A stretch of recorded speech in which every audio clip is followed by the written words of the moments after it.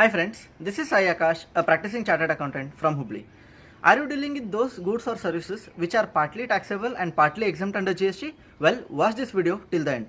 Under the GST provision, there is a law which says you need to apportion your ITC only attributable to the taxable component. Let me give you an example. In case of a clinic, in case of a hospital, the clinical services are exempt from GST and the pharmacy products that the hospital sells are under the taxable supplies. In that case, what will happen is that whatever input or input services that you are using purely for the purpose of making taxable sales, for example your purchase of medicines, you are paying GST on that, you can take complete ITC. And in case of clinical services which are exempt, and you will procure some goods or services which are purely attributable to the clinic component, in that case you are not eligible to claim the input tax credit on the same.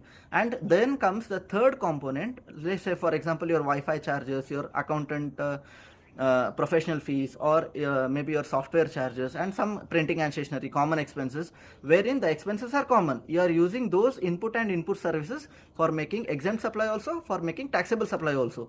In that case, the law says you are only eligible to take the input tax credit that is attributable to your taxable component. Let me take an example. The total sales for the hospital for a particular month is say 1 lakh, out of which 50,000 is coming from pharmacy and 50,000 is coming from clinic. In that case, say your common ITC that is available is say for example 10,000. In that case, you are only eligible to 50% of that common input tax credit.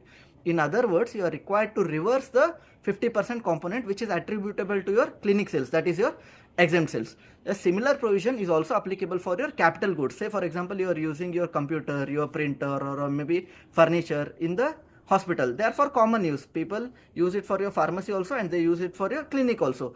A similar provision is also applicable for capital goods, wherein you are required to reverse the input tax credit attributable to the exempt supplies. So if you are not doing this on a monthly basis, you may end up getting GST notices. For more such insights, please follow this channel. Thank you.